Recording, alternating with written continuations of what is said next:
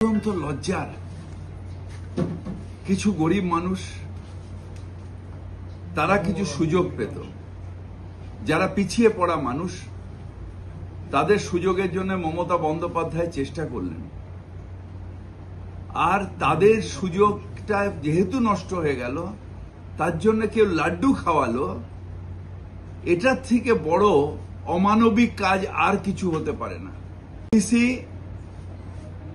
যদি দেখেন, যারা প্রান্তিক, যারা একেবারে গরিব,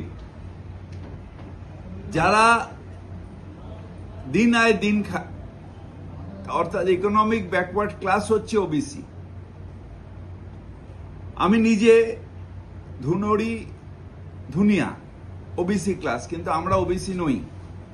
তার কারণ আমরা ক্রিমি লেয়ার, যাদের বাড়িতে চাকরি হয়ে গেছে, যারা ইনকাম ট্যাক্স পেমেন্ট করেন, যাদের রোজগার ভালো, তারা কিন্তু ওবিসি ক্যাটাগরিতে থাকলেও তারা ওবিসি মানে নথিভুক্ত নয়, বা তারা তাদের ফ্যামিলি কোনো পায় না। আমার ফ্যামিলি পাবে না ওবিসি, পাবে না যারা ইকোনমিক ব্যাকওয়ার্ড ক্লাস, অর্থাৎ যারা ক্রিমি লেয়ার নয়। ক্রিমি লেয়ার না হলে তবেই সে ওবিসি সার্টিফিকেট পাবে এবং ওবিসির সুযোগ পাবে। অর্থাৎ যে গরিব মানুষগুলো, তাতে হিন্দু আছে, মুসলমানও আছে, তাতে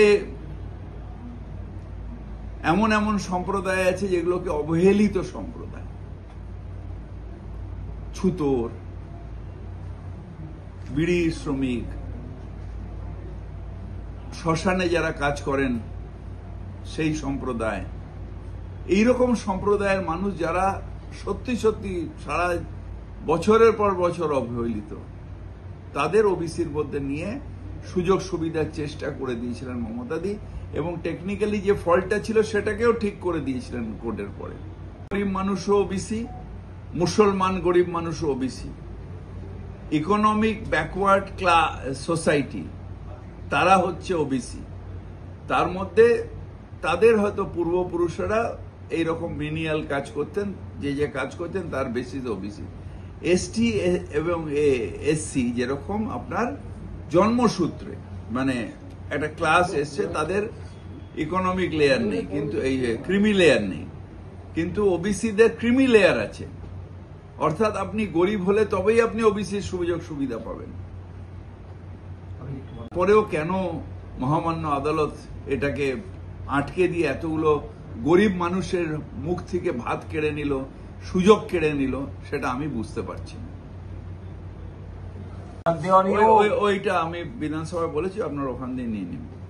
বিরোধিতা হিন্দু ক্লাসও তো ওবিসিতে রয়েছেন, হিন্দু ক্লাসও ওবিসিতে রয়েছে, মুসলিমের কিছু ব্যাকওয়ার্ড ক্লাসও ওবিসিতে রয়েছে, এবং সব থেকে বড় কথা গরিব মানুষ। আমি বারবার করে বলছি, যারা ক্রিমি লেয়ার ওবিসি মানে ওবিসি অন্তর্ভুক্ত হলেও তারা ওবিসি নয়, তারা ওবিসির সুযোগ সুবিধা পাবে না, তারা ওবিসির সংশয়পত্র পাবে না।